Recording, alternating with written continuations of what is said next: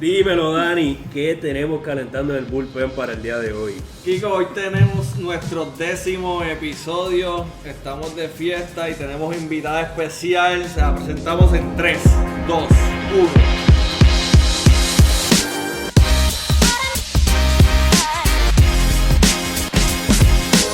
Bienvenidos a nuestro 10º episodio del Lex Deportiva Podcast. ¿Quién diría que íbamos a llegar a 10 episodios? Estamos de celebración. Aquí los de siempre, Gilberto Oliveras, Kiko Mendoza, Daniel Matos Meléndez. Pero hoy tenemos, pues claro, para el 10º episodio trajimos invitada especial. ¿Y quién más que la licenciada Adriana Sánchez Párez, secretaria del Departamento de Recreación y Deporte de Puerto Rico? Bienvenida, Adriana. Saludos, muchas gracias por la invitación.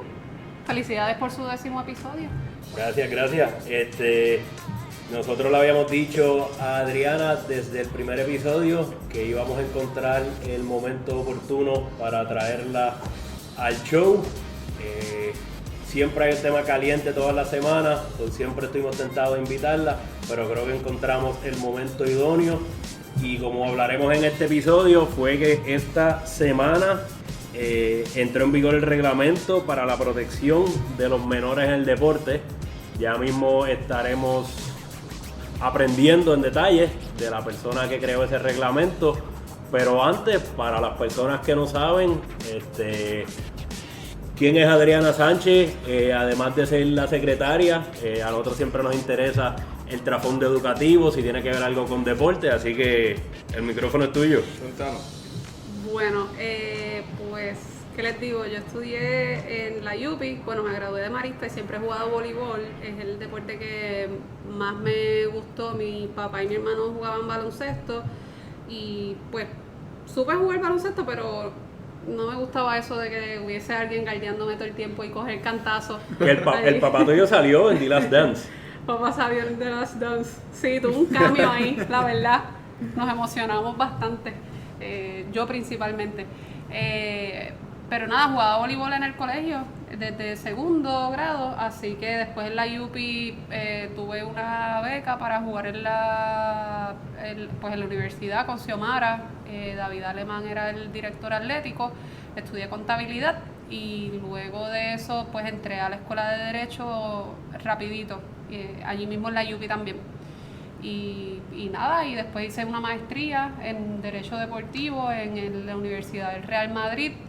Después de haber estado 6 años trabajando como abogada, entonces decidí irme para Madrid a estudiar y allí estuve un año y bueno. ¿Y qué te motivó a hacer esa maestría? ¿Por qué escogiste el Real Madrid? Bueno, yo llevaba 6 años en una práctica en un bufete pequeño, el licenciado Álvaro Calderón, bueno, pequeño porque éramos pocos abogados, pero una práctica en, diferentes temas, sobre todo en el Tribunal Federal, bastante derecho laboral, pero mucho medical malpractice. Y llevaba 6 años y sentía que pues quería hacer algo más y buscar qué otras cosas yo podía ofrecerle también al bufete. Y mirando, pues vi Sports Law y empecé a hacer research de dónde podía hacerlo y vi el programa del Real Madrid y me pareció como interesante porque no pensé que mezclara un equipo de fútbol con una parte, un programa académico y un programa académico bastante variado porque ellos tienen un sinnúmero de ofertas. Y ellos tienen muchos deportes en el Real Madrid tienen como muchos club. Deportes sí, tienen bastantes deportes. Por lo menos baloncesto y voleibol. Barcelona tiene baloncesto y fútbol, Barcelona tiene voleibol, fíjate. El Real Madrid todavía no, vamos a ver si en algún momento se animan, pero me llamó la atención que el club ofreciera su club realmente para tú aprender lo que ellos hacen, cómo lo hacen, cómo llegaron hasta donde están, y más que eso, todos los contactos que realmente ofrecen. ¿Conociste Yo a creo Florentino? que estuve con Florentino, con el director del club, José Alberto, y ya no me acuerdo del nombre, pero cuando Buenos hice... contactos. cuando hice la práctica en la división legal del club, así que la oficina de legal estaba al lado de la oficina de él. Y la oficina para esa época era en el Bernabéu, o sea que todos los días tú te levantas y tú dices, es que yo voy para el Bernabéu a trabajar, o sea, son cosas. Eso de que uno se despierta motivado para trabajar, imagínate, es una película. Sí, exactamente. ¿Y eras fanática del Madrid? Porque eso puede quizás alterar la experiencia. No era fanática del Madrid, realmente yo el fútbol lo empecé a conocer tarde por mi hermano. Y mi primera experiencia en Europa fue en Barcelona. Así que estuve un verano en la escuela de Derecho haciendo el programa de verano en Barcelona. Y obviamente fue como, wow, pues Barcelona, pues es el Barça, ese es mi equipo, ¿verdad? Y pues en Puerto Rico los dos equipos que más se conocen son esos realmente. Pero pues obviamente del Barcelona conozco superficialmente, el Real Madrid pues conocí mucho más de su operación y de cómo trabajan muchas cosas allí, así que pues nada, le cogí un cariño especial y ahora después con la experiencia que tengo ahora en el departamento, pues ahora soy Villarreal, así que yo tengo amor para todo el mundo. Y aprendiste muchas cosas en la parte práctica, pudiste traer, aunque sea fútbol, pudiste traer muchas cosas que aprendiste allí.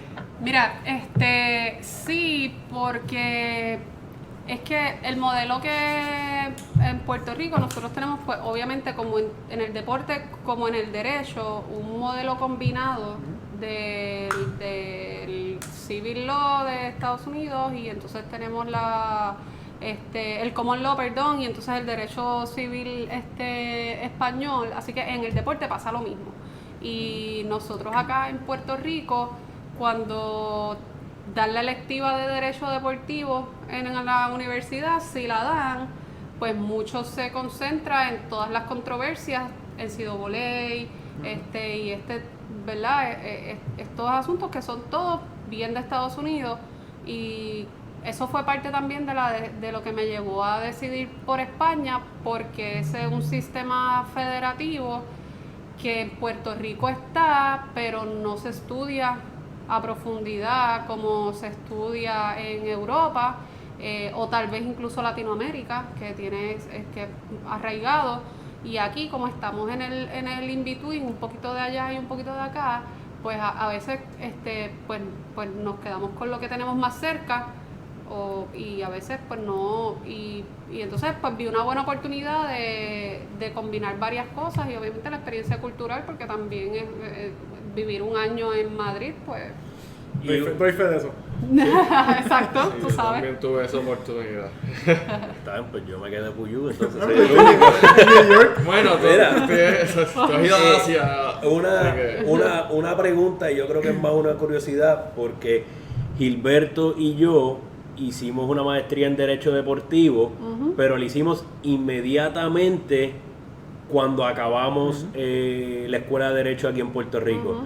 Y una pregunta que a mí me hacen mucho personas que están en la Escuela de Derecho, que están interesados en hacer maestría, es si lo hacen al momento o esperan unos años. Yo siempre digo que vayan directo. Personalmente pienso que después que uno empieza a hacer dinero se le complica parar de hacer dinero, pero tu punto de vista sobre eso, porque... Pues mira, es que de verdad yo creo que depende de lo que tú quieras sacar de la experiencia. Yo realmente no me lo planteé antes, a lo mejor lo hubiese hecho corrido, pero creo que haber tenido la experiencia de trabajo antes y tienes un punto bien importante, que cuando tú empiezas a trabajar es difícil dejar de trabajar. Yo no dejé de trabajar, yo afortunadamente mi bufete, que eran mis jefes pero son mis amigos, yo trabajaba remoto, así que yo pude mantener una parte del ingreso, obviamente no todo porque no estaba ahí, pero sí pude lograr ese acuerdo con mi oficina para poder trabajar remoto mientras estaba haciendo la maestría, y obviamente eso es un factor importante cuando también decidí irme. pero yo creo que te da cierta ventaja competitiva irte a hacerlo después, porque la mayoría de la gente lo hace rápido. Por ejemplo, la mayoría de mis compañeros del máster eran mucho más jóvenes que yo y acababan de graduarse de Derecho. Y entonces la interacción que se da con los profesores pues es diferente, porque nosotros, cuando tú tienes experiencia, pues tú ves otras cosas que a lo mejor tú puedes traer, y entonces la dinámica con el profesor que puede variar entre personas obviamente en general, pero se puede acentuar más esa distinción y puedes llamar la atención más del profesor. Y lo más importante para mí del máster, obviamente sí aprendí muchas cosas en términos teóricos y vi muchas, pero es las conexiones que uno hace. Y eso a veces cuando tú estás como que en las de yo voy a estudiar y no le hago caso al profesor, pues a lo mejor tú puedes no tener la suficiente, no quiero decir madurez, pero no reconocerlo ahí y no encargarte de crear esa relación con el profesor. Y hoy en día yo me comunico con mis profesores, o sea, me encargué de hacer esa relación y por eso pues pude lograr aprovechar eso para traerlo al DRD cuando hice ¿verdad? En este tiempo que estaba aquí. Eso es algo que Kiko y yo siempre le decimos a las personas que nos dicen que si van a hacer la maestría o no, que la parte de los estudios tú puedes aprenderla del libro, puedes comprar el libro y vas a aprenderlo igual que si estuvieras allí. Pero hay una parte práctica y una parte de conexiones que no vas a sacarle a menos que vayas al máster. Exacto. O sea, que si quieres aprender solamente por conocimiento, pues sí, léete el libro. Pero hay una parte que tienes que desarrollar en la práctica, así que estamos de acuerdo ahí. Pues ahí tienen el punto de vista. Completas la maestría en el Madrid, estuviste un año por allá, llegas a Puerto Rico y rápido caes en el DRD, ¿o cómo fue ese proceso? No, yo regresé a Puerto Rico al bufete que estaba con la expectativa de empezar a establecer e integrar al bufete una práctica relacionada al deporte, ¿verdad? Y al mundo deportivo de alguna forma. Estaba en el proceso de establecerlo y entonces ahí yo llegué a Puerto Rico como en agosto, yo creo que fue, y en diciembre más o menos, entonces el anterior director de la Autoridad de los Puertos, el licenciado Omar Marrero, que es ahora el director de AFAF, ya había sido nombrado a varios puestos que tuvo desde el principio en el gobierno, y entonces estaba reclutando gente y entonces me reclutó, pero me reclutó para su equipo de trabajo y la Autoridad de los Puertos. Así que yo empecé en el gobierno en enero del 2017, pero empecé en la Autoridad de los Puertos como administradora de la Autoridad de los Puertos. Exactamente como lo habías planeado cuando te fuiste a hacer la maestría de Derecho. Exactamente todo lo que no tenía que ver, haciendo cosas que realmente no eran mis cosas favoritas, pero, y esto mis amigos siempre me lo decían, tú confía, esto te va a servir, y tengo que darle la razón. O sea, casi 4 años más tarde, 3 años más tarde, la experiencia de haber administrado, aún en mi contra, digamos, la Autoridad de los Puertos, porque no era realmente la expectativa que yo tenía cuando entré al equipo de trabajo, ciertamente me puso en una mejor posición cuando llegué al departamento. ¿Cuándo llegas al departamento, hablando de eso mismo? Pues llego al departamento, yo estuve exactamente un año en la Autoridad de los Puertos, así que enero 31 del 2017 empecé en la Autoridad de los Puertos, enero 31 juramenté aquí en el departamento del 2018 como secretaria. O sea, acabadito de pasar el huracán María Sí. y estando en plena crisis. ¿Cómo? Explícanos, porque esa es una posición única en términos de retos Sí. que no son regulares en tu posición. Cuando llegaste, ¿qué fue lo que encontraste? ¿Qué fue lo que tuviste que hacer rápido para manejar la crisis? Bueno, para esa época el Departamento de Recreación y Deportes tenía como parte de su jurisdicción, digamos, el programa de parques nacionales, que esos son todos los centros vacacionales, balnearios, parques. Todo lo que fue destruido. Todo lo que fue destruido con el huracán estaba dentro de la jurisdicción del Departamento de Recreación y Deporte, y cuando yo llegué, que habían pasado 5 meses más o menos, como 4 o 5 meses del huracán, todo eso estaba cerrado. Los trabajos de remoción de escombros no se habían comenzado, las reclamaciones al seguro apenas se habían hecho, FEMA ni hablar, o sea, eso no estaba corriendo nada de eso. Obviamente no había programación deportiva corriendo, no había nada, no había nada en el departamento pasando realmente. Así que, again, la experiencia de puertos, porque la autoridad de los puertos, siendo una agencia de primera línea y de primera necesidad en el huracán, me había dado la oportunidad y como administradora, de organizar la respuesta al huracán, organizar los aeropuertos, organizar los muelles, organizar las reclamaciones, conseguir una compañía con conocimiento de cómo hacer eso, porque obviamente nadie de nosotros sabía. Yo había trabajado el documento del Build Back Better, que fue el documento que se le sometió al Congreso, solicitando $96 billones por las pérdidas del huracán. Así que yo había podido ver, ¿verdad?, los inicios de cómo hacer la reclamación y cómo organizarla, qué evidencia tú tienes que buscar. O sea, había tenido un background ahí, que entonces fue lo primero que tuve que establecer aquí. Tú llegas aquí a apagar fuego. Uno dice, llegué finalmente al mundo del deporte. Nada de deporte todavía. Para nada de deporte, no, lo primero. Estamos en 2020 y estamos ahora mismo trabajando con nada del deporte. Más o menos, exactamente. Obviamente cuando llegué al departamento, enero 31, febrero, la prioridad era abrir los balnearios y lo que se pudiese de centros vacacionales, porque venía Semana Santa y obviamente la gente se necesitaba tener los ingresos, obviamente en el departamento, pero la ciudadanía necesitaba esos servicios. Y el turismo en general, lo que se pudiera tener disponible, había que ya empezar a echarlo para adelante, porque quedó bien fea la cosa después del huracán. Correcto. Entonces ahí empezará a buscar el dinero para comenzar a activar la programación deportiva. De lo primero que activamos fue la clase A, que ese torneo estaba pendiente de ver si se podía celebrar o no se podía celebrar. Las instalaciones deportivas todas afectadas, y así con los diferentes programas deportivos del departamento, que aunque fuesen por 3 meses, pero que pudiésemos empezar a echar a correr la bola.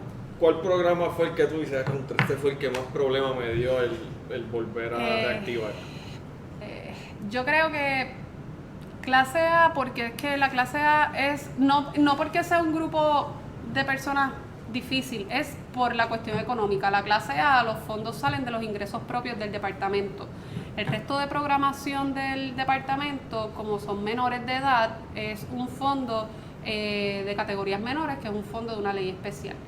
Y entonces ahí pues se podía empatar un poco la pelea, pero conseguir los fondos para ese torneo, y estábamos contra el reloj, y conseguir las instalaciones deportivas, los parques donde se pudiese jugar, fue un corre y corre. Y el otro lado, la otra cara de la moneda, es que el béisbol clase A depende grandemente del apoyo que le da la comunidad a esos jugadores. Uh-huh. Siempre dicen que el béisbol de AA es el del béisbol del municipio, el béisbol clase A es el béisbol de la comunidad. Uh-huh. Al depender de esos negocios de las comunidades, como se dice en inglés, los mom and pops, esa gente estaba pasando por sus propios problemas, claro. No necesariamente habían los auspicios y la ayuda necesaria que necesitaban los equipos y el apoyo que necesitaba el DRD para poder correr el torneo. Entonces tú llegas al DRD, como dices, llegas después del huracán María, tú habías estado en puertos, So, tú llegas y ya hay una visión, hay una cultura de quien era el secretario anterior. Yo tuve la oportunidad de trabajar con el secretario anterior en iniciativa con el departamento, mayormente después del huracán. Después pues obviamente empezamos a trabajar en diferentes iniciativas con Adriana y hay un cambio en cuál es la visión de hacia dónde tú quieres llevar el DRD. ¿Cuál es esa visión y cómo tú has ido logrando lo que tú querías lograr? Bueno, la visión, obviamente la visión del departamento siempre está dada por la política pública del gobernador. En ese momento, obviamente el gobernador Rosselló, la política pública fue una de externalización de servicios que pudiesen ser externalizados, pero no porque pudiesen, sino porque iban a redundar en un beneficio para la ciudadanía, porque iba a hacerlos más eficientes, iba a ser más ágiles, iba a poder alcanzar más personas, ibas a tener economía, así que pues con esa base de política pública del gobernador, pues básicamente en el departamento era cómo yo logro eso, cómo yo logro que haya suficientes oportunidades deportivas buenas, de calidad, que sean distintivas, que puedan diferenciarnos, ¿verdad? Nosotros como equipo de trabajo, y que se ajustaran a las realidades económicas que había. Ese tipo de iniciativa es lo de Junior NBA, el proyecto del Villarreal, todos esos proyectos que incorporan a entidades a nivel mundial que vengan a Puerto Rico a proveer sus servicios. Correcto, sí. Y era la misma, ¿verdad? Y como decía, en ese momento estaban los parques nacionales, así que tenía que tener una visión de incorporar para esa cadena de propiedades, una visión que permitiera maximizar el recurso, porque bueno, eso es súper underutilized, subutilizado. Después el programa de parques se transfiere a recursos naturales, pero la intención en el departamento seguía siendo la misma, y por eso de los primeros proyectos que nosotros tuvimos fue Junior NBA. Fue un proyecto que cayó en el departamento y a mí me encantó tanto que lo celebramos incluso fuera de temporada, porque ya el torneo de Junior NBA es un torneo mundial, todo el mundo lo tiene que celebrar para la misma fecha, porque eso tiene un campeonato mundial, los nenes van a unos campamentos y hacen unos tryouts para ser seleccionados en su continente. En el caso de Puerto Rico, estamos con Latinoamérica, pues los nenes y las nenas de Puerto Rico participan en un tryout, y si son seleccionados, pues representan a Latinoamérica en el campeonato mundial de Junior NBA. Eso ya había pasado, pero yo decía, para mí es tan importante que yo lo voy a hacer ahora, en agosto, porque yo quiero que ya la NBA esté en Puerto Rico. Yo necesito que ellos vean que nosotros queremos asociarnos con ellos, asociarnos con el proyecto, que tiene muchos de los valores que nosotros tenemos en el departamento, que tiene muchas de las cosas que nosotros queremos implementar, y que tengamos visibilidad para ellos, y que el departamento tenga visibilidad para la comunidad deportiva en Puerto Rico. Y obviamente yo creo que el que juega baloncesto no puede aspirar a más que la NBA. Dani por poco se mete al campamento ese. Si hubiese sabido eso de chamaquito. Fíjate, algo interesante de los dos proyectos que yo mencioné es que este tipo de entidades que se están trayendo a Puerto Rico, sea la NBA y sea el Villarreal, le está brindando oportunidad a jóvenes de todo tipo de clase social, de todo tipo de background económico, que maybe no tienen esa oportunidad de viajar y exponerse y aprender de otras culturas, vivir oportunidades, y eso son cosas que se están logrando a través del DRD. O Punto a favor. Importantísimas para mí, y yo lo dije en la inauguración de Junior NBA este año, se lo dije a los muchachos que estaban, ¿verdad?, a la clase de este año, digamos, porque cuando nosotros empezamos, como dije, lo hicimos a destiempo, o sea que no había realmente como un premio para los participantes. Así que entre el promotor, el productor del evento y nosotros logramos conseguir que el equipo campeón viajara a un juego en Brooklyn para ver a los Milwaukee Bucks, que era el equipo que ganó en Puerto Rico, representaba a los Milwaukee Bucks. Y el equipo subcampeón, el departamento se encargó de conseguir entradas para un juego en Orlando. Y nosotros fuimos para Orlando y ahí el equipo de subcampeón fue el de Lares. Y allí había niños que nunca habían viajado, mucho menos habían obviamente ido a Disney, ni habían podido ver los parques, ni el Disney Springs, ni nada. Y yo los veía allí y ellos venían y sus familiares con la emoción y la alegría, y yo decía, nada más esto para mí es suficiente. Y les decía yo lo que quiero que ustedes tengan, que es lo mismo que tienen con el Villarreal, es la oportunidad. Tú la tienes ahí, si tú la quieres aprovechar, bien, si te sale, fantástico, pero la tienes, está a tu alcance, es real, es tangible, hay cosas fuera de Puerto Rico. No todo lo que está fuera de Puerto Rico es mejor, pero simplemente experiméntalo y está para ti disponible. Y son otras oportunidades que se le están presentando en la vida, porque aunque no terminen siendo atletas profesionales o de alto rendimiento, es una experiencia y una educación que ellos adquieren, una disciplina, cosas que quizás no se van a repetir en buen tiempo, así que eso es bien importante para su desarrollo. Totalmente, y si nosotros no estuviésemos en la situación que estábamos del proyecto del Villarreal, ahora mismo hubiese ya como 6 o 7 jóvenes que hubiesen ido a la ciudad deportiva del Villarreal y tenían la experiencia de ver al equipo de primera división, al de segunda división, ver la ciudad deportiva, ven a lo que nosotros podemos aspirar. Y quién sabe que firman a uno o dos en su cantera. Ver la experiencia, la meta algún día. Ver la experiencia claro, de los muchachos canteranos que están allí, que viven en el Villarreal, que viven en la escuela y tienen por las mañanas el fútbol y por las tardes en la escuela y viceversa, y tienen un equipo de trabajo, como son jóvenes, los tratan como profesionales. Y esa experiencia ellos pues van a tener en algún momento, si Dios quiere y esta pandemia lo permite, pues la van a tener esa experiencia. No, y ayuda a que ven ese ambiente profesional desde jóvenes, que ya pueden empezar a ver el deporte como algo que les pudiera ser su profesión. Y creo que eso también, esa profesionalidad, verla desde joven, crea una mejor estructura en ellos como jóvenes deportistas y para su futuro.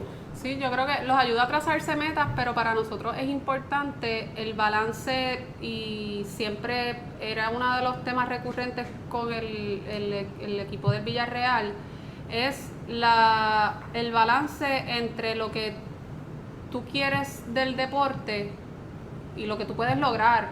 Sí, tú puedes llegar a un nivel máximo, y tú trabajas para eso, pero no necesariamente todo el mundo lo logra. Entonces también para nosotros era difícil, porque al estar asociados con un equipo de primera división de fútbol de España, pues obviamente tampoco queremos crear la expectativa de que es que el niño que esté en el club o en la academia va a tener la experiencia de ser firmado, de llegar aquí, o de que, pues también para nosotros era un tema delicado manejar expectativas de que sí, tú vas a tener todo eso a tu disposición y tienes que trabajar, y si esa tú entiendes que es tu meta, pues en su momento te tienes que dedicar a eso, en su momento, no cuando tienes 9 años, no cuando tienes 8.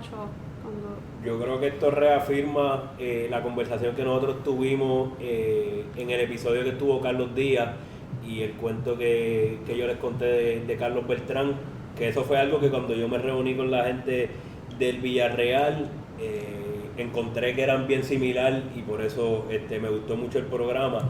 es que el deporte no es la meta, sino el deporte es la herramienta para tú alcanzar tus metas, porque Correcto. si todos pudiésemos jugar NBA en la liga o en las grandes ligas, pues no estarían haciendo los millones que están haciendo, pero a través del deporte se pueden conseguir y se pueden motivar para desarrollar profesiones y educarse. Y yo creo que eso es algo importante, el que la juventud en Puerto Rico entienda que el deporte es mucho más que la bola y el canasto o las líneas del terreno de juego, que yo creo que es lo que se logró desarrollar cuando entra en vigor el reglamento para la protección de los menores en el deporte, que resalta eso. Si nos puedes dar un breve resumen de qué es el reglamento. ¿Y de dónde surgió? Claro, sí.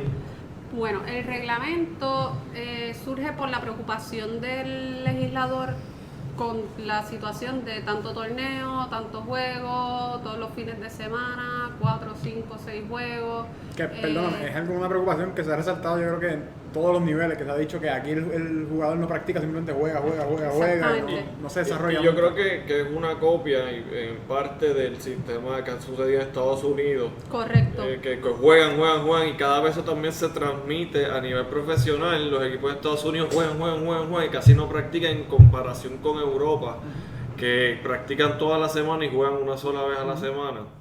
Así que podemos ver que vamos en la dirección correcta, en mi opinión, hacia trabajando con los menores.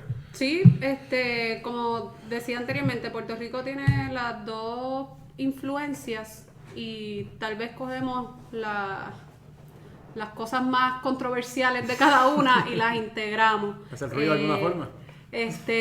Así que cogemos toda la parte de que en Estados Unidos los niños se desarrollan mayormente en su escuela, en los programas deportivos de la escuela, programas deportivos de la universidad, de deporte profesional, versus que en Europa es clubes, federación, y va ascendiendo. Pues aquí lo hacemos todo a la vez.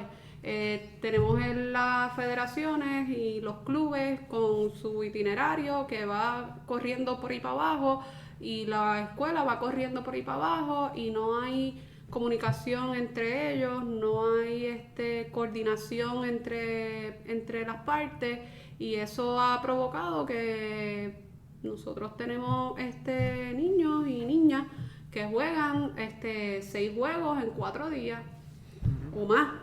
O sea, y eso es una situación que se ha venido observando por mucho tiempo, que secretarios anteriores en el departamento notaron y pensaron que querían atenderla, pero no lo atendieron, y entonces finalmente ahora pues ya el legislador pues dijo, no, es que esto no puede ser así, esto tiene muchas consecuencias fisiológicas, lesiones, sobrecarga, carreras frustradas a edades tempranas. Mi ortopeda me decía que lo más que estaba llegando eran jóvenes de 13, 14, 15 años con los ACL. Los ACL explotados. Y verdad, yo me los exploté a los 25, pero a 13, 14 y 15 ver esas lesiones es preocupante. Sí, son lesiones que ocurren cuando tú has tenido mucha exposición al deporte y a actividades específicas, ¿sabes? Mucho impacto. Así que el legislador dijo, no, esto le frustra la carrera a los jóvenes, vemos que en muchas ocasiones son mucho potencial y después ni se desarrollan y no explotan en eso que queremos ver. Y entonces hizo la legislación ordenándole al departamento reglamentar la cantidad de juegos y la participación diaria de los jóvenes hasta 18 años en el deporte. Amplio, bastante amplio. Haz lo que tú quieras, pero que cumpla con estos objetivos. Necesitamos que el DRD reglamente la participación diaria de los menores de edad. Y bien cuesta arriba. Pero finalmente llegamos. ¿Y cómo fue el proceso? Porque yo sé que tuvieron vistas públicas, yo que estoy en la comisión de deporte, nosotros emitimos unos comentarios y rápido en la semana próxima nos atendieron y nos reunimos aquí y lo discutimos, que fue parte del desarrollo del reglamento. ¿Cómo fue ese proceso? Bueno, nosotros tuvimos muchas etapas. La primera etapa fue negación, porque tú dices, ¿cómo tú haces esto? Oye, Esto yo creo es que imposible de lograr. el gran reto de esto, tengo que pensar yo, y como mencionaste, que otros secretarios pensaron que había que hacer esto, pero esto es algo que la gente te va a odiar por esto porque tú estás cambiando la cultura que hay en Puerto Rico y tú lo estás privando a cierto punto de aquí hay que ganar, que mi hijo es campeón, está el que hace dinero a través del deporte, que le está afectando sobre tú decir, no, vamos a regular esto pensando en el joven, que es quien uno debe pensar en todo el tiempo, pues no necesariamente tengo que pensar que haya sido cogido de buena. No es una posición bonita para estar. Es difícil, como dije, la primera etapa fue negación. Esto, ¿cómo lo haces? ¿Cómo tú analizas algo que pueda servirle a todo el mundo? ¿A quién tú complaces? ¿Cómo lo complaces? O sea, son un montón de cosas. Todos los deportes son diferentes, todos los niños son diferentes. Un niño de 7 años no es igual al otro niño de 7 años. Las aptitudes y capacidades de uno no son las mismas que el del otro. Así que eran muchos factores. Cuando pasamos esa etapa, dijimos, bueno, esto hay que meterle mano no matter what. Y para mi fortuna, nosotros tenemos a un recurso aquí que es el profesor Juan García, que es el duro de los duros. Con él nos reunimos, de hecho. Damos fe de eso, todos aquí hemos conocido a Juan. Es el director del instituto y es un educador de vocación y de pasión y conocedor de todos los aspectos, y lo que no sabe dónde encontrarlo. Entonces se rodeó de mucha gente también interesada en lo mismo y con la misma visión de que reconocimos el problema, sabemos que existía y nosotros fuimos los llamados a tratar de establecer algo. Así que él empezó a reunirse con diferentes sectores de interés en el deporte, fisiatras, médicos, pediatras, terapistas, nutricionistas, presidentes de federaciones, maestros de educación física, comunidad, todo el que pudimos pensar fue invitado al departamento y comenzamos un proceso de redactar borradores con el insumo de lo que nos traían. Obviamente hicimos también 2 congresos del deporte infantil que yo creo que fueron importantísimos para nosotros y nos dieron, ¿verdad? Como que fue un turning point, porque pudimos por primera vez traer a toda esta gente a la mesa. Y ahí pudimos seguir, recopilar información. Y eso fue un trabajo, yo diría que es un trabajo investigativo que duró un año. Escuchando a los presidentes de las federaciones, los coaches, clubes, cómo lo haces tú, y todos decían, sí hay un problema, pero yo no soy el del problema, yo lo estoy haciendo muy bien, las prácticas que nosotros tenemos son así, así, así, y nosotros nos aseguramos de tal.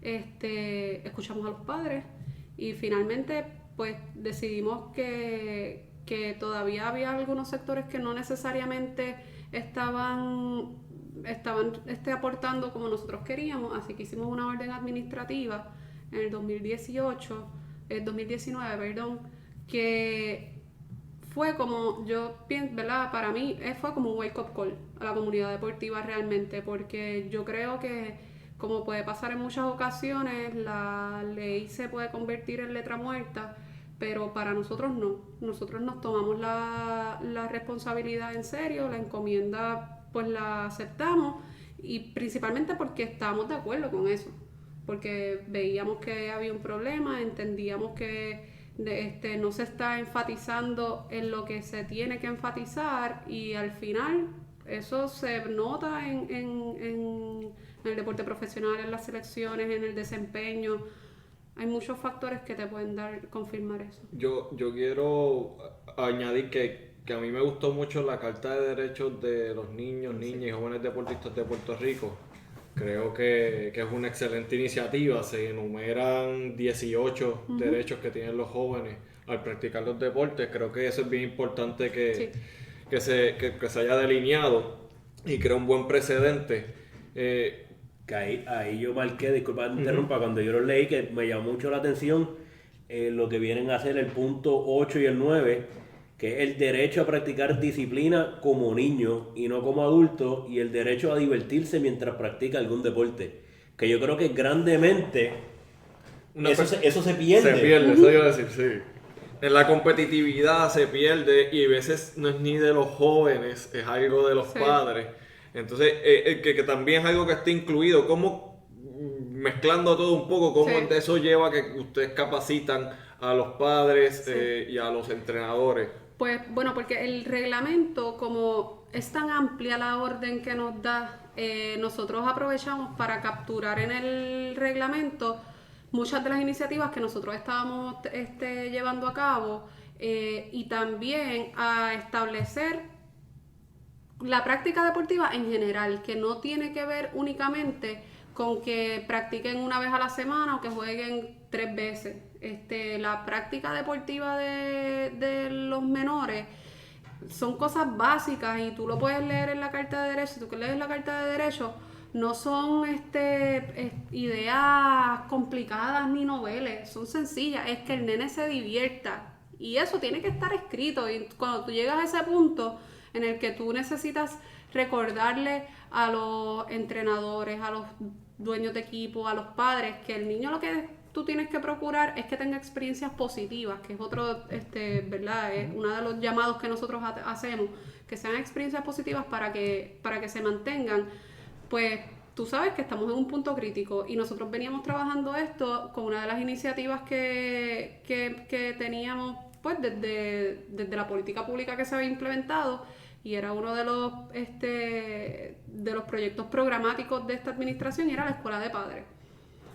Era una cosa sencilla y es tú poder explicarle a los padres cuál expectativa tú debes tener de tu niño cuando está haciendo deporte y a qué niveles. Y nosotros empezábamos con un taller que, ¿verdad? Para allá, para el 2017-2018, es mi hijo la superestrella, porque a todos los padres quieren que su hijo sea la superestrella, lo obligan y lo empujan a que sea la superestrella, y a los padres, los entrenadores y la comunidad y quien sea, les mete en la cabeza la idea de que su hijo tiene que ser la superestrella o que es la superestrella. ¿Y la presión? Y todo eso desencadena un montón de presiones que un nene de 7 años no debe tener. Y les encanta el deporte muchas veces y terminan odiando probablemente el deporte que están practicando. Juan le dice los desertores deportivos. Como tenemos desertores escolares, tenemos desertores deportivos. Los niños que dejan de hacer deporte porque simplemente aborrecen tener que ir allí a escuchar a que alguien les grite. Y quizás no es algo que se contempla en el reglamento, no recuerdo, pero ¿cómo se pudiera tratar esto con los jóvenes de la psicología deportiva? Porque como tú dices, todo esto va y los va afectando el entorno, los juegos, la presión, las expectativas que ellos mismos no saben qué expectativas tienen o tienen los papás. ¿Cómo podría o puede el DRD hacia el futuro trabajar psicológicamente con los jóvenes, aparte de con los padres y con los entrenadores? Bueno, nosotros empezamos, además de la escuela de padres, que incluye talleres de manejo de emociones para los padres y para el entorno, también se legisló en este cuatrenio que se den cursos de psicología deportiva a los entrenadores. Como saben, o deberían saber a estas alturas, con tantas veces que yo he ido por ahí repitiendo la misma cantaleta, toda la gente en Puerto Rico que quiera hacer de alguna manera estar vinculado al deporte, ya sea como líder recreativo, entrenador, personal trainer, coach de lo que sea, instructor de salsa, tiene que venir al departamento y coger su certificación. Pues parte de los cursos obligatorios es psicología deportiva, y eso se comenzó en un proyecto, ¿verdad? Es un proyecto de ley, así que es una obligación legal y nosotros lo estamos implementando desde por lo menos el 2018. Así que con eso, pues se supone ya que las personas que son los que están directamente ahí con los nenes tengan las herramientas necesarias para manejar muchas cosas de las que le pasan a los niños. Porque a veces los entrenadores, mira, son el mentor de ese nene. Tú puedes tener un participante que se sienta en más confianza contigo que con sus papás por alguna razón. Y tú pues puedes ayudarlo y encaminarlo y darle consejos. No solamente la parte deportiva en su vida. Obviamente pues la psicología deportiva trata de que él pueda manejar los asuntos dentro del ámbito del deporte que está haciendo. Pero en la medida que nosotros podamos establecer cuáles son las expectativas reales para la etapa en la que se encuentra el niño, la práctica no debe crearle un estrés que provoque que necesite tener ayuda y de un psicólogo deportivo o de alguna otra índole. Así que yo creo que nosotros, tratando de ir en lo periferal de todo lo que rodea al niño y que esa experiencia sea positiva y buena, pues le quitamos todas esas otras cargas que entonces lo dejan a él pues ir a pasarla bien con sus amigos. Ahorita cuando tú dijiste que mencionaste a Juan, otro gran acierto de Juan, que lo iba a decir ahorita, es el trabajo que él ha hecho en el instituto, que es una parte vital, entiendo yo, del Departamento de Recreación y Deporte, y le exige a todo entrenador certificado que tenga educación continua, igual que todos nosotros tenemos que coger la educación continua, pues los entrenadores tienen que coger esa educación continua, y como bien dijo Adriana, se incluye la psicología deportiva en ese currículo. Y para los que nos estén escuchando que no estén certificados ahora mismo, un anuncio no pagado del DRD tiene sus beneficios. Durante la pandemia hubo unas iniciativas en que el DRD y el instituto proveyeron ayuda económica a personas que estaban certificadas. Ahí aparecieron muchos que no estaban certificados. Ahí cogimos la lista de... La depuraron. Sí. Ahí, así que no es... Sí tiene sus exigencias, pero las exigencias son, volvemos, a beneficio de tu carrera como profesional y para ayudar a los jóvenes. Y cada cierto tiempo, pues sabrá Dios si pueden haber esas ayudas, pero tienes que estar en cumplimiento de orden. Nada mejor que estar consistentemente preparándote para ser mejor en lo que estás haciendo. Así que eso de educación continua no es una carga demasiado. Sí, yo creo que, y parte de las cosas buenas de la pandemia, porque ¿verdad? Siempre le buscamos el lado positivo. Para nosotros en el instituto siempre había sido un reto, y yo te diría que es una de las cosas con las que me quedo, que no sé si me dé tiempo de lograr, de organizar mejor, aunque lo hemos podido hacer, pero que el instituto se moviera a herramientas que permitieran mejor acceso y mayor acceso de la gente a los cursos y a las licencias, porque si el Estado da una obligación de cumplir con algo, pues nosotros debemos ser capaces de satisfacer esa demanda. Y de la manera en que estábamos estructurados anteriormente, pues no necesariamente permitía que la gente de Jayuya, la gente de Cabo Rojo y de otros sitios pudiesen tener acceso a los cursos, porque pues estaban en San Juan, estamos lejos. Pero con la pandemia pudimos irnos virtual, y la mayoría todos los cursos los estamos dando online, así que el incremento que hemos tenido en gente en cumplimiento, lo que lleva a cosas como que cuando tenemos incentivos económicos, como fue el programa que tú mencionaste, Jugamos Juntos, pues podamos ayudarle a que su organización, que tenga la visión que nosotros tenemos de desarrollo, de destreza, de empatía, de diversión, no de competir, no de torneo, no de viajar para jugar, es de una escuela en la que tú le enseñes las destrezas deportivas a los niños. Los fundamentos. Entonces tú puedes tener apoyo económico del gobierno. Ahora que mencionaste como dices, las cosas buenas de la pandemia, es que te pudiste ir un poco más virtual. ¿Por qué no nos hablas un poquito de la plataforma que sacaste hace como un mes? Una plataforma bastante innovadora que aquí no había antes, el marcador. No sé si quieres hablar un poquito de eso. El marcador es mi bebé. Bueno, como parte de la visión que hablaba anteriormente, de buscar esas entidades que nos sirvan a nosotros a maximizar los recursos económicos y humanos, de poder llegar a poblaciones que a lo mejor nosotros no podemos llegar, a comunidades que no podemos llegar, pero sabemos que está la asociación recreativa que hace un trabajo espectacular y lo que necesita es un poquito de ayuda. Pues con esa ayuda que el gobierno brinda, pues viene o debe venir la parte de la responsabilidad y de la accountability por ese dinero que tú... La transparencia. Correcto. La transparencia que tanto nos exigen al gobierno, pues es responsabilidad de todos. Yo como Departamento de Recreación y Deportes le dejo saber a la ciudadanía, mira, del fondo de $3 millones que tiene el departamento para poder establecer programación deportiva, pues nosotros lo estamos utilizando de esta forma, lo estamos invirtiendo de esta forma y estamos ayudando a estas entidades que se dedican a XYZ, y esas entidades a su vez lo están utilizando para esto. Todo el que recibe dinero en el departamento tiene una obligación de rendir unos informes financieros y de decir en qué utilizaron esos fondos. Y eso es un proceso que se hacía manualmente. Pues el Comité Olímpico viene físicamente, trae una copia de su informe trimestral. Y lo mismo el que hace stand-up paddle en Arroyo, que es uno de los que van a tener los fondos de Jugamos Juntos, pues iba a tener que venir a San Juan a traer su informe con su facturita y su cheque y todo. Pues todo eso lo hemos facilitado a través de esa plataforma que se llama El Marcador.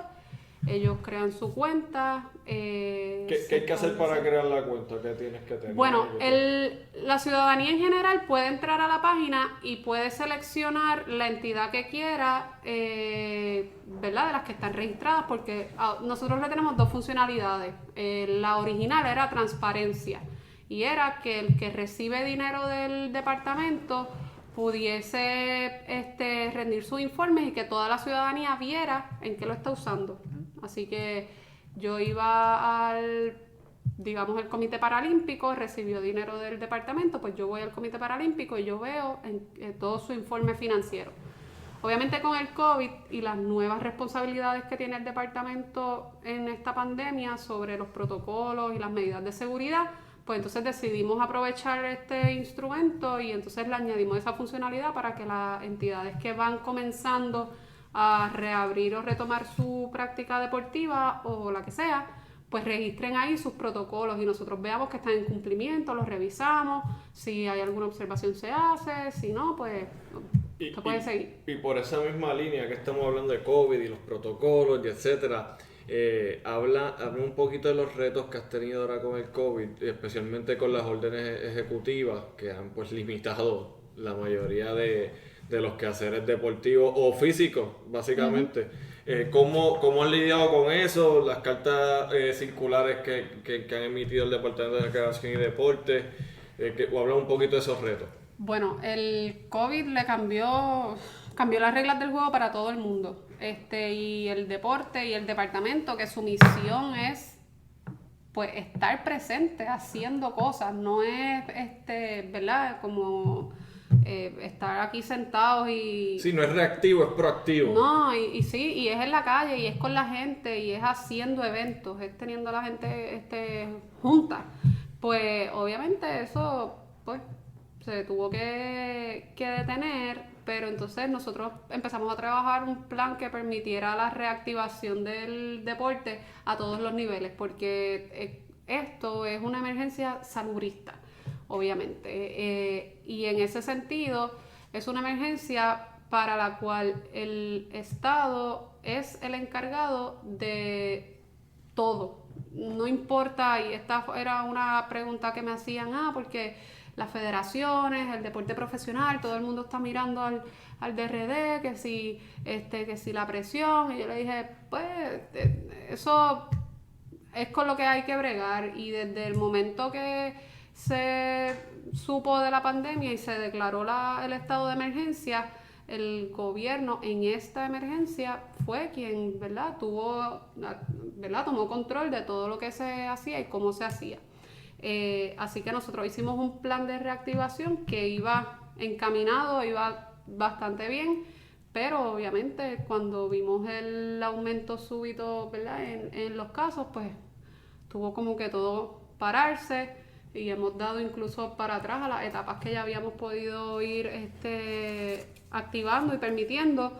Así que pues estamos, como tú decías al principio, otra vez en un momento en el que pues nada de deporte, ahora somos casi médicos, casi infectólogos, casi ¿verdad?, conocedores de muchas cosas que antes no teníamos idea. Y ahora, bueno, lo que básicamente lo que se puede hacer hoy, jueves 13 de agosto, porque sabemos que la orden ejecutiva acaba el sábado, así que posiblemente esto va a cambiar, no sabemos si para bien o para mal en términos de apertura, pero ¿qué restricciones existen ahora para los individuos? Porque ya sabemos que los deportes en grupo a todos los niveles están prohibidos, pero para un individuo que se quiere ejercitar, quiere despejarse un poquito de la cuarentena, ¿qué puede hacer? ¿Qué está permitido para el individuo? Bueno, ahora mismo la orden ejecutiva de la gobernadora retrocedió en términos de deporte prácticamente a lo que fue la primera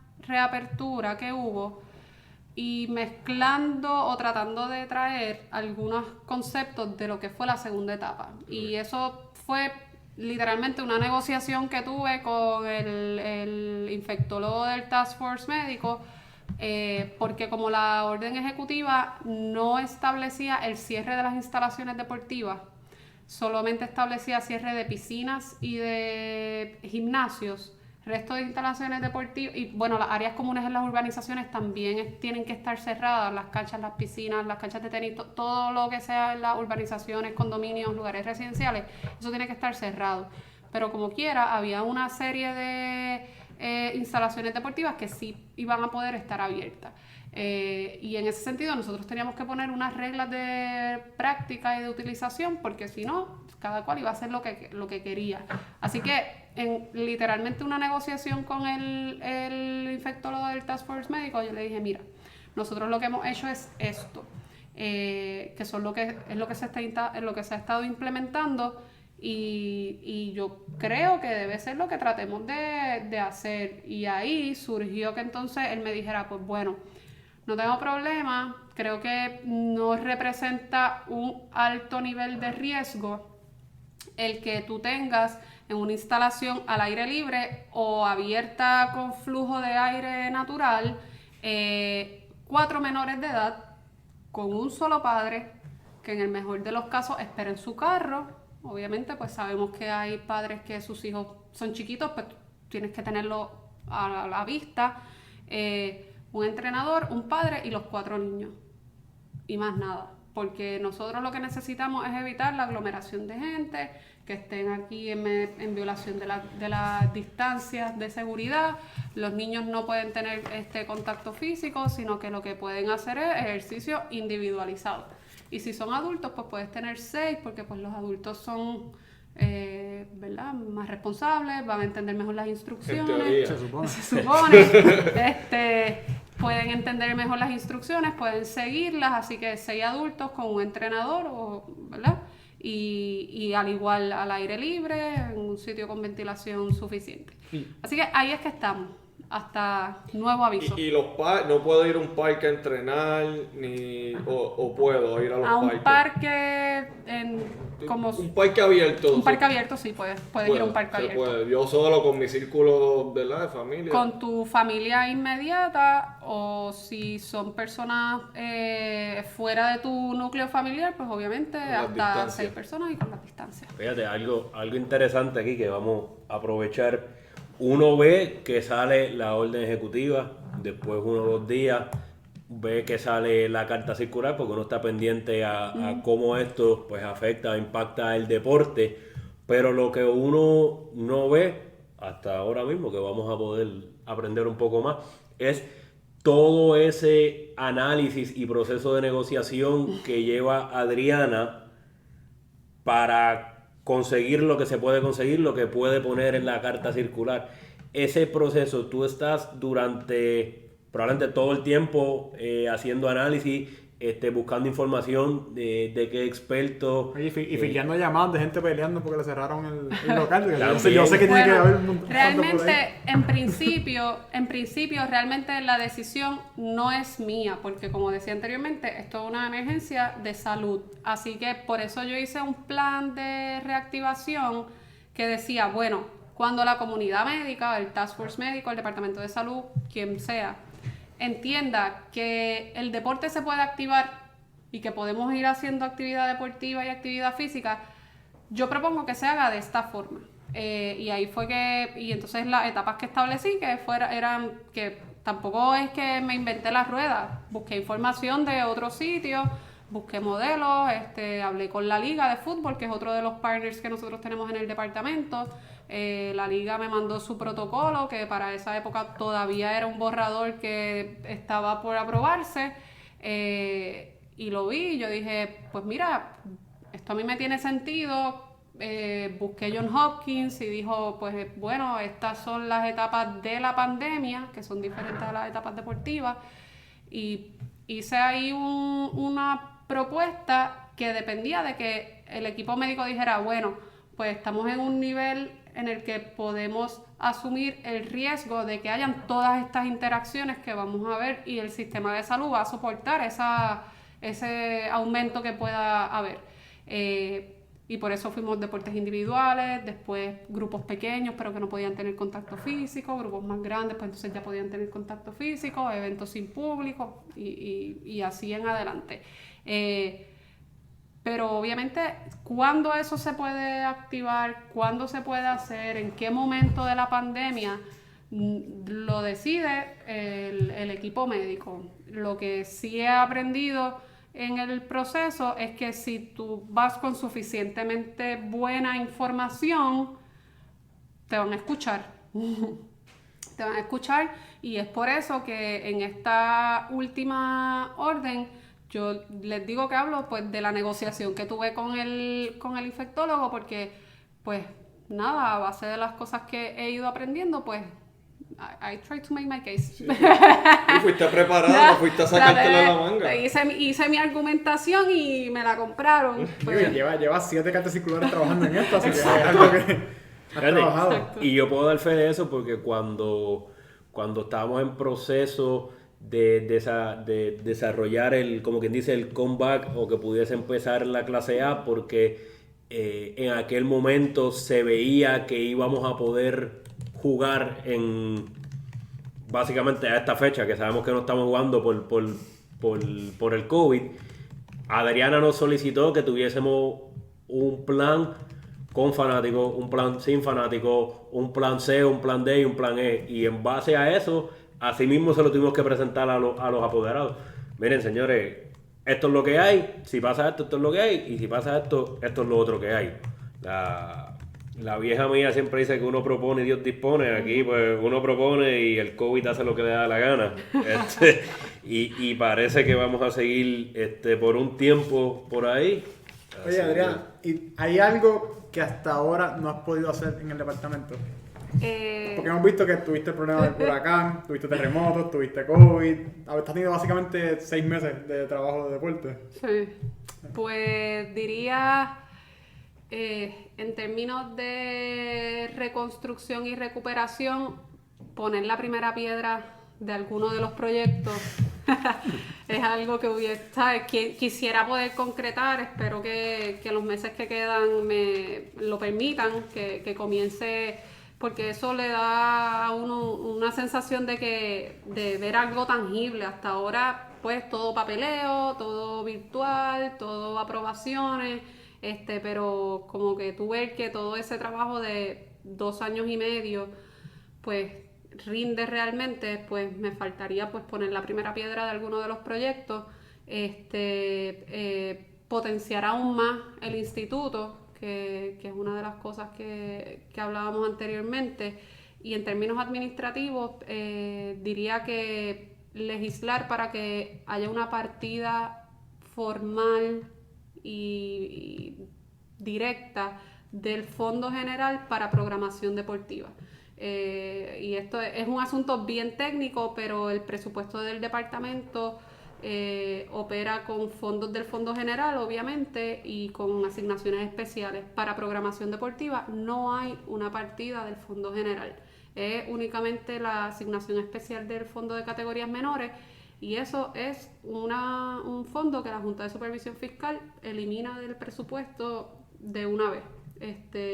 Y eso hace que se retrase el servicio que nosotros podemos dar, porque tenemos que justificar la necesidad y justificar el gasto ante la Junta de Supervisión Fiscal. Así que algo que, ¿verdad?, se me quedó de no poder hacer es legislar que hay una partida del Fondo General asignada específicamente a programación para que cuando comience el año fiscal el departamento tenga los recursos económicos para lo que existe, que es fomentar el deporte. Y la otra cara de la moneda, lo más gratificante de esta experiencia. Lo más gratificante para mí, cosas como la que hablamos ahorita, de ver que haya oportunidades de calidad para los jóvenes. Y cuando veo que alguna de las iniciativas que hemos hecho logra ese propósito, pues mi corazón se llena de alegría. Vamos a resumirlo. ¿Qué tú crees se acabe en diciembre o se dure 4 años más? ¿Qué tú crees que es el legado que va a dejar Adriana en el DRD? Yo quisiera pensar que será el cambio en la visión de cómo correr el departamento a tono con las realidades económicas y de recursos humanos que hay, y la manera de fomentar el deporte en la isla. Yo creo que con el reglamento de la protección a los menores como punta de lanza, yo creo que ir cambiando esa cultura de competencia y ganar por una cultura de entrenamiento, de conocimiento, de saber los fundamentos y las destrezas y las técnicas del deporte, del que sea, al fin y al cabo va a lograr que lo que es el temor de muchos, que es que no tengamos atletas élite porque tú estás limitando su desarrollo, se demuestre que todo lo contrario, que con un cambio de visión a un deporte más sencillo, que los niños disfruten y que pues les permita la etapa de desarrollarse conforme a sus habilidades y a su etapa de desarrollo, pues va a redundar en mejores atletas y por más tiempo, porque van a estar más saludables. Y para acabar, como todo podcast serio debería ser, utilizar de inspiración a Chente y Drach, que yo veo que en sus podcasts él dice qué consejo tú le darías a la gente. ¿Qué consejo tú le darías a, pues nosotros tenemos esto que nos pasa mucho, de especialmente estudiantes de Derecho que quieren adentrarse al mundo del deporte y el derecho? ¿Tienes algo que les puedas decir? No lo hagan, es mentira. Todo lo contrario, háganlo. Hace falta más gente joven con una visión fresca del deporte, con ganas de retar las cosas que están, de buscar nuevas soluciones y de buscar mejores oportunidades. Así que háganlo, prepárense, sepan que hay, ¿verdad?, retos como en toda profesión, me imagino, pero hacen falta y yo creo que ahora vamos viendo una cepa de jóvenes como ustedes y como yo incluida, aunque este mes cumplo años, ¡Felicidades!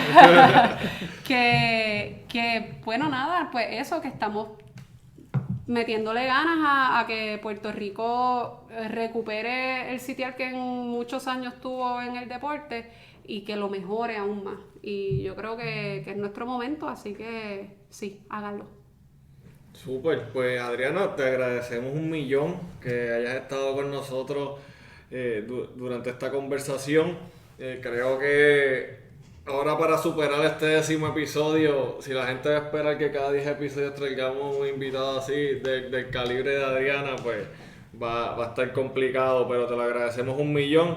Creo que ha sido un reto gigante trabajar en cualquier entidad gubernamental durante este tiempo, pero específicamente en los deportes, es encomiable todo lo que has podido lograr en tan poco tiempo y con los retos que tuviste presente. Habiendo dicho eso, búsquenos Lex Deportiva Podcast, Facebook, Twitter, Instagram, LinkedIn, dale oído, Spotify, Apple Music. We out!